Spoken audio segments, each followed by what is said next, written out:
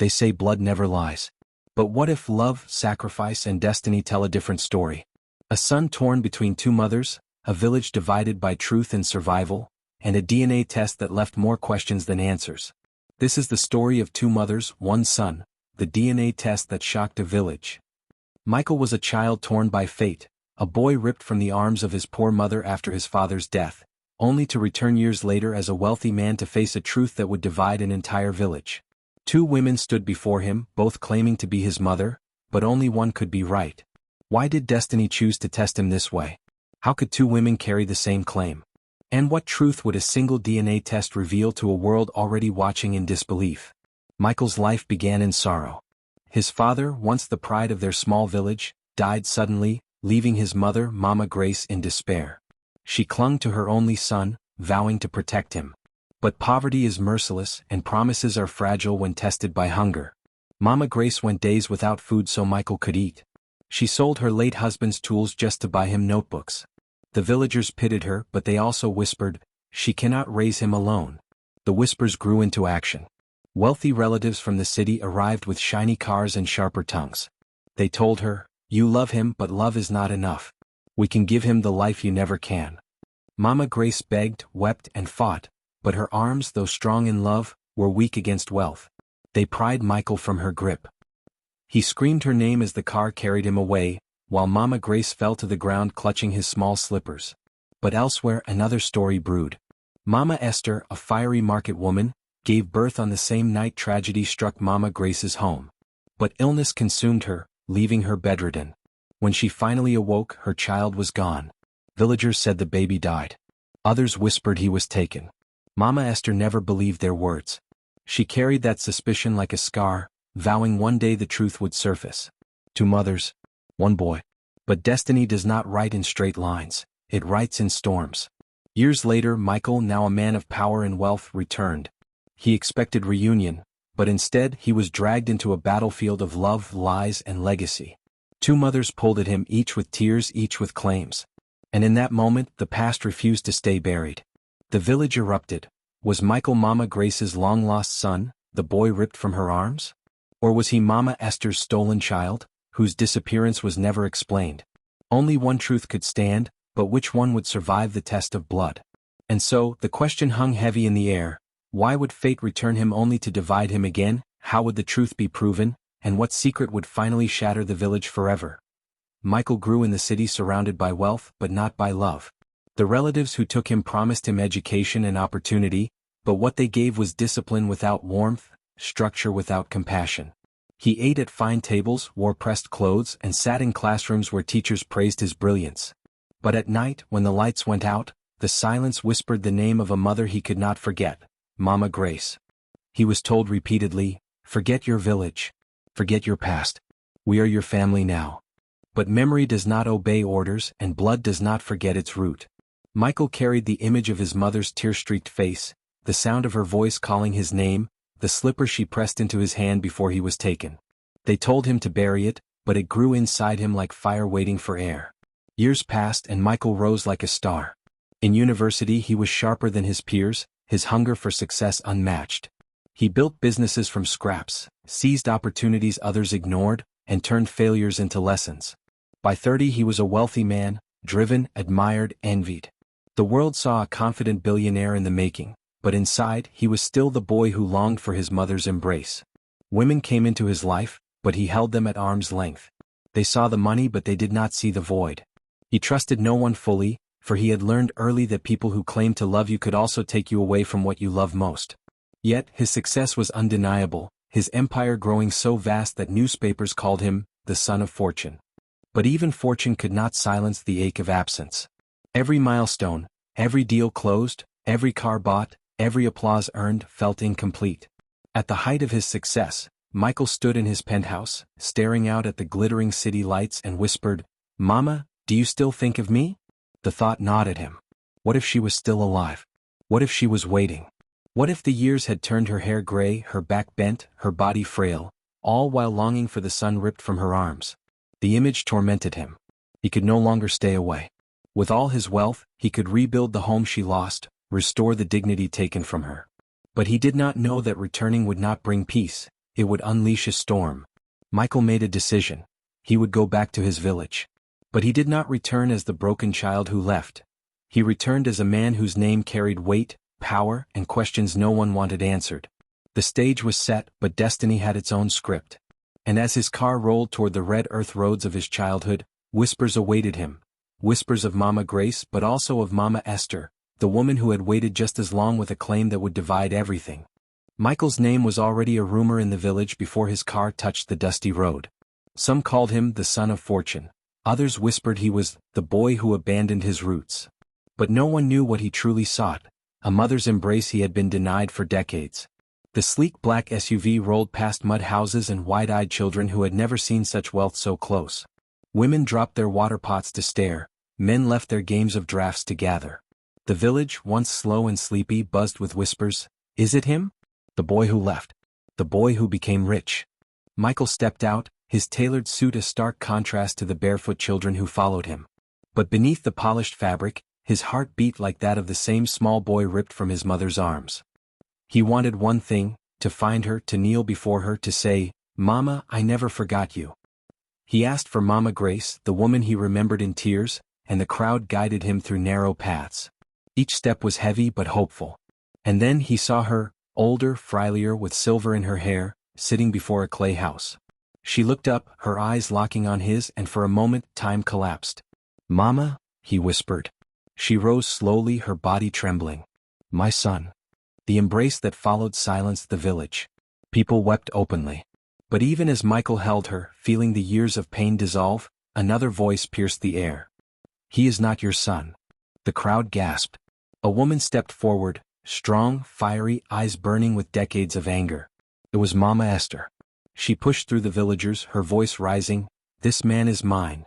He is the child stolen from me when I lay sick and helpless. Do not lie, Grace. You raised another woman's son." The village exploded in murmurs. Some nodded, recalling the whispers from years past. Others shook their heads, swearing the boy was Grace's. Michael stood frozen. Two women. Two mothers. Two truths. But only one could be real. Mama Grace clutched him tightly, her tears soaking his chest. "They took you from me, my son. Do not let them take you again."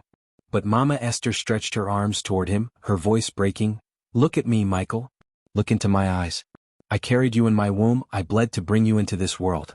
They told me you died, but I knew it was a lie. You are mine." The crowd split into factions. Some sided with Grace, remembering how she wailed the night he was taken.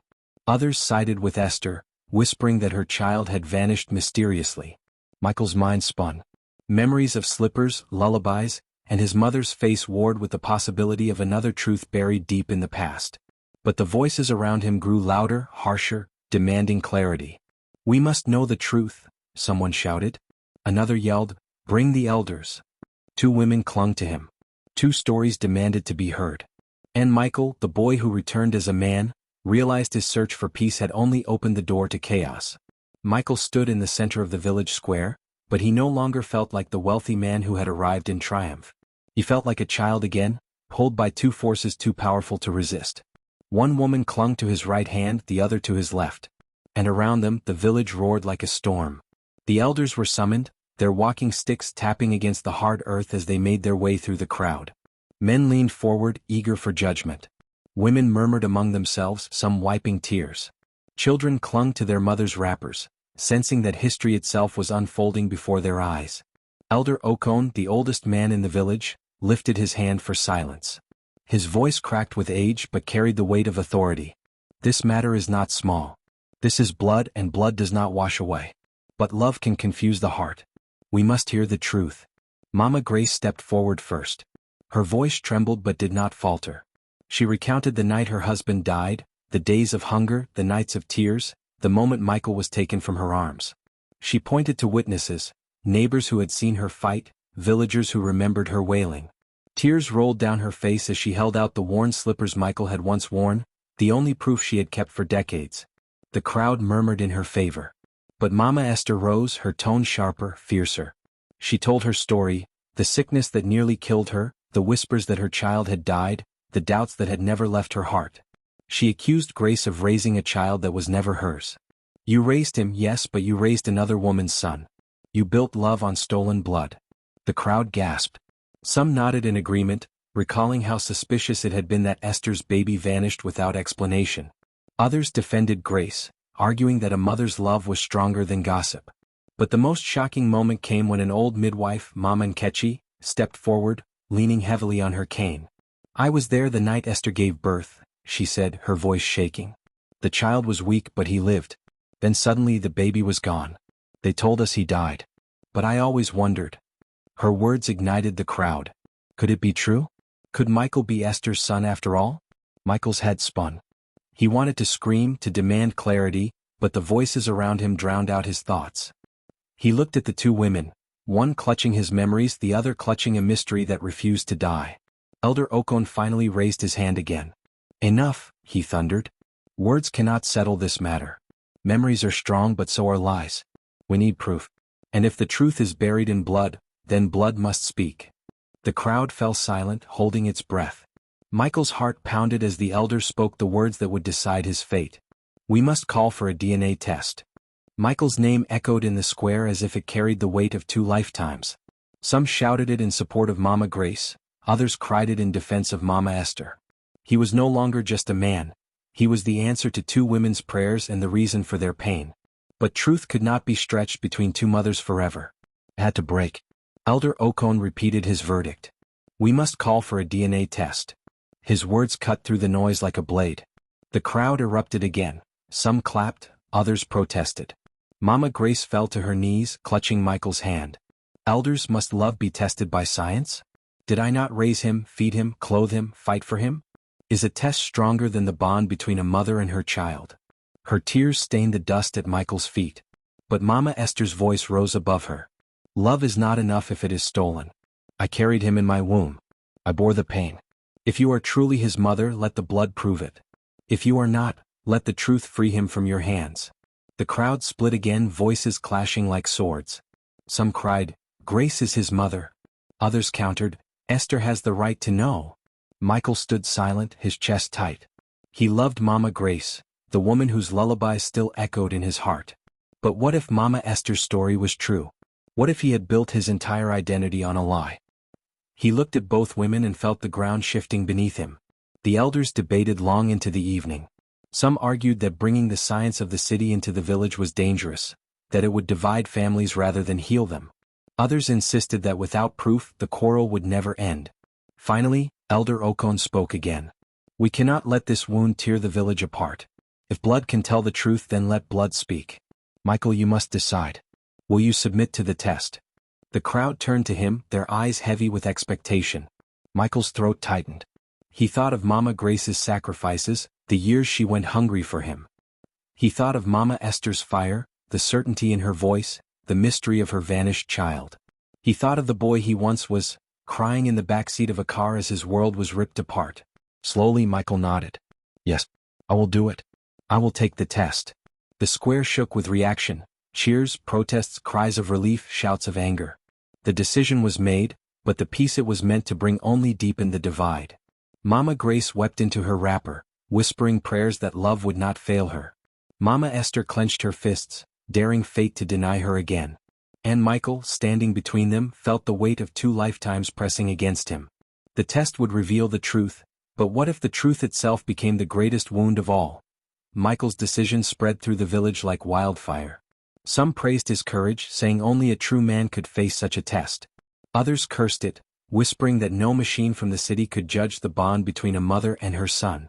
But once spoken, his word could not be taken back. The DNA test would happen. Arrangements were made.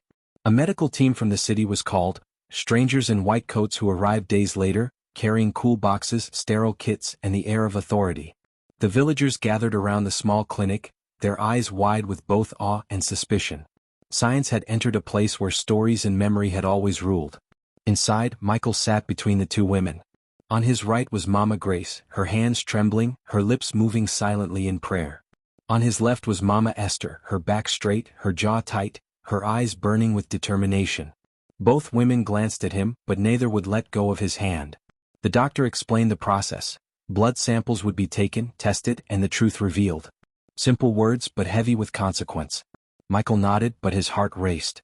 4 years he had searched for peace, But now peace felt further than ever. Mama Grace was called first. She rolled up her sleeve, her eyes brimming with tears. As the needle pierced her skin, she whispered, "My son, do not fear. Love does not lie." She held Michael's gaze as if trying to etch her face into his memory once more. Then came Mama Esther. She did not flinch. Her blood filled the vial swiftly, and as it did, she whispered, "They tried to erase me once. This time, truth will not be buried." Her words carried both anger and sorrow, a mixture that unsettled even the doctors.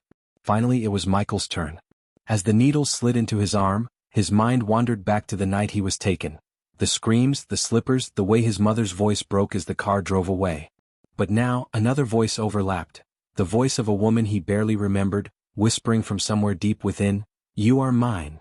When the samples were sealed and labeled, the doctors announced that the results would take several days. The village erupted again.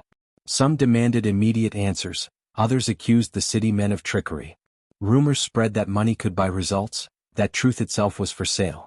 Michael walked out of the clinic with both women at his side, but his heart was heavier than when he entered. He had hoped the test would bring clarity, but now he feared it would only deepen the chaos. That night, he lay awake in his old village home, the silence deafening. He saw Mama Grace's tears, Mama Esther's fire, the villagers' divided eyes. He whispered into the darkness, "What if the truth destroys us all?"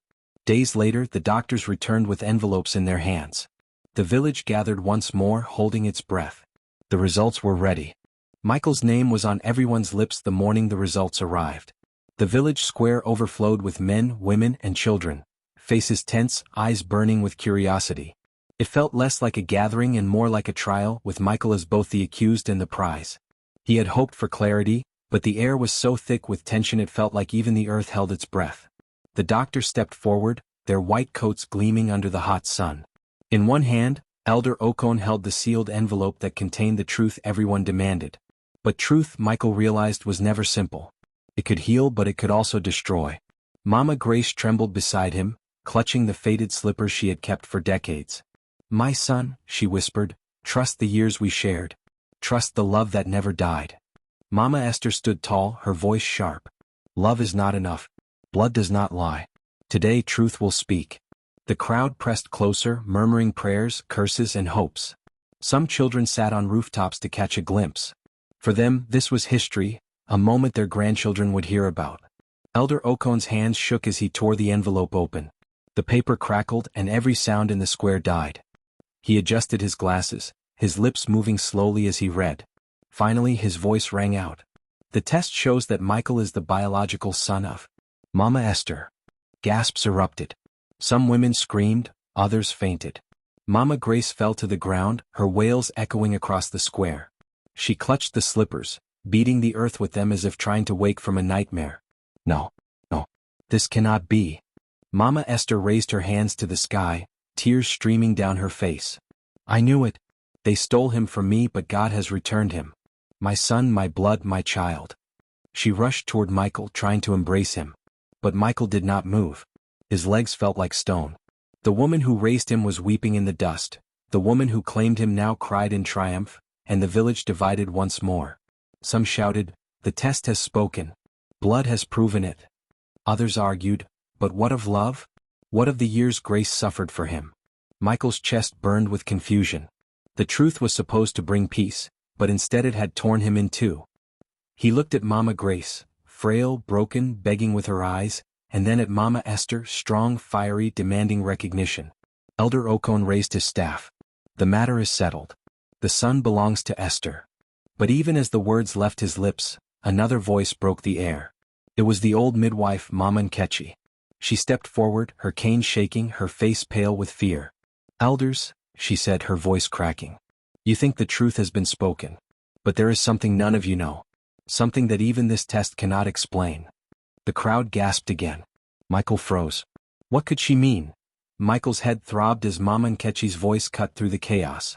The DNA test had already turned the village into a battlefield of words, but now, with the old midwife speaking, silence returned, heavy, expectant, almost sacred. Michael wanted clarity, but instead, he felt the ground shift beneath him again.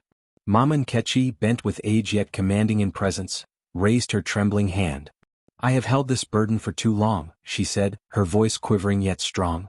I was there the night Michael was born. I was the one who carried him into this world. But what happened after was not what the village believes. The crowd stirred, restless. Mama Grace looked up from the ground, her tear-streaked face lit with a flicker of hope.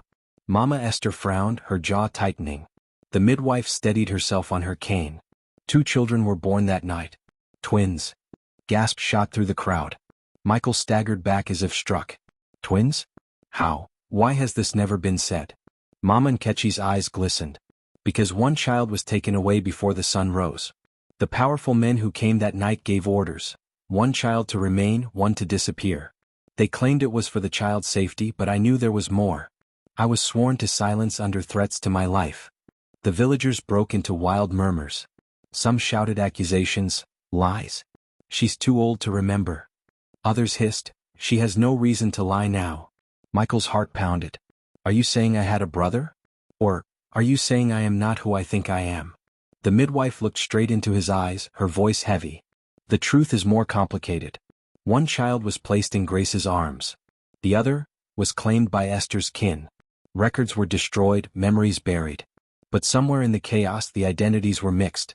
That is why the DNA test speaks of blood but not of bond.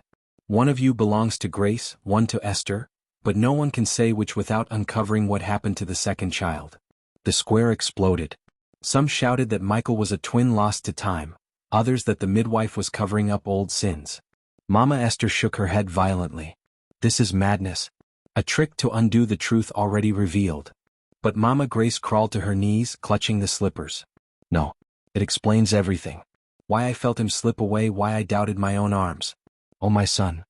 Michael staggered forward, his voice cracking. Then where is my twin? Alive? Dead? Hidden? The midwife lowered her gaze. I do not know. But I know this. The child taken away was meant for great things. If he lives, his return will either save this land, or destroy it. The villagers gasped again.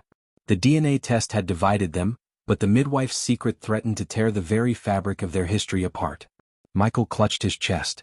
4 years he had searched for his mother, but now he faced a greater mystery, another version of himself. Michael's name echoed through the village that night, but not in celebration. It carried on hushed whispers, fearful murmurs, and urgent debates. The DNA had already split the community, but Mama Nkechi's revelation about the missing twin had turned everything upside down. Michael had come searching for his mother, but now he faced a question far more haunting. What if he was not alone? Sleep abandoned him. As the moon spilled silver light into his small room, Michael sat on the edge of his bed, clutching the slippers Mama Grace had given him.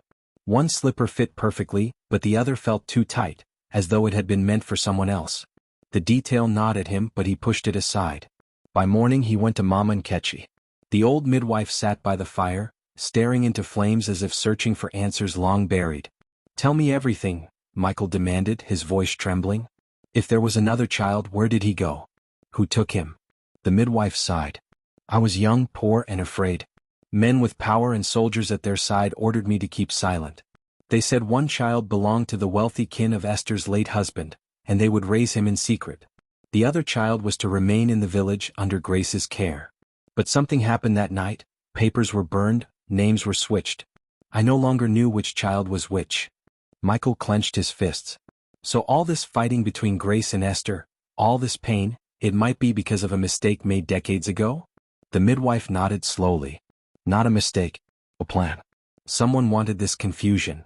The word struck Michael harder than the DNA result. Who would benefit from tearing 2 women apart? From robbing 2 children of their true identities? As he left the midwife's hut, the villagers followed him with hungry eyes. Some whispered that Michael was cursed, others that he was chosen by destiny. But the loudest voices demanded action. Find the twin. Find the truth, they cried. Michael returned to the square, where Mama Grace and Mama Esther now sat apart, neither speaking to the other. He looked at both women, his chest tight. I cannot choose between you, he said. Not until I know the full truth. Somewhere out there, another man may carry my face, my blood. If he lives, then only he can end this fight. The crowd gasped. Some cheered, some protested, but all leaned closer. The idea of a missing twin was both thrilling and terrifying. Then, from the back of the crowd, a stranger's voice rose. What if the twin has already been here among us? What if he is not lost, but watching? The crowd turned, eyes darting. Michael froze. His heart thundered. A chill swept through the air as villagers began to whisper, pointing at shadows. The search for a mother had become the search for a brother. But what if the brother had already found him first? Michael's name thundered in his chest as the stranger's words echoed through the square. What if the twin has already been here among us? The villagers erupted, their voices rising like a storm. Some swore they had seen a man in the market with Michael's face. Others whispered of shadows that trailed him at night. But Michael could not move. Fear, hope, and anger warred inside him. That evening, as the crowd dispersed, Michael walked the dusty path alone, his thoughts heavy. But the silence shattered when a figure stepped from the shadows. Michael froze. The man before him looked like his reflection, only hardened by life, taller, darker from the sun, with scars across his arms. "I wondered how long it would take before you came back," the man said, his voice deep, cold. Michael's breath caught. "Who are you?" The man smirked. "I am what you were meant to be. I am the one they took away that night." The villagers who had followed at a distance gasped and pressed closer. The midwife clutched her chest, whispering, "It cannot be, after all these years?" The stranger's gaze burned into Michael's. "While you grew up in wealth, searching for a mother, I grew up in chains. The powerful kin who took me used me like a servant, like a pawn. I learned pain, not love. And when I escaped, I swore I would take back what was stolen from me." Mama Grace staggered forward, her voice trembling. "If you are truly his brother, then you are mine too. My son, my child." But the man raised a hand sharply. "Do not call me son. You let them steal me. You let me rot." His words cut like knives and Grace fell to her knees. Mama Esther stepped up, defiant. "Then prove it. If you are his twin, where is the proof?" The man reached into his shirt and pulled out a torn slipper, an exact match to the one Grace had given Michael. The crowd gasped, some falling to their knees in shock. Michael stared at the slipper in his twin's hand, then at the one he held. Together they were complete. "But," the twin said bitterly, "completeness does not mean peace. While you search for love, I search for revenge. And now the village must decide, will you embrace me as brother, or will you deny me once more?" The square fell into chaos. Some shouted that the brothers must reunite, that fate had brought them back together. Others warned that darkness lived in the lost twin's heart. Michael's chest ached. He had wanted answers, but what he found was a mirror of himself twisted by suffering. He whispered, "If you are my brother, then we both were robbed. But we can still choose what happens next." The twin's eyes glistened with rage and pain. "Choice?" he spat. "No. The choice was stolen long ago." As the crowd roared, torn between love and fear, one truth settled like thunder over the village. The DNA test had not shocked them the most. It was the revelation that blood could bind, but also break, the deepest bonds of all.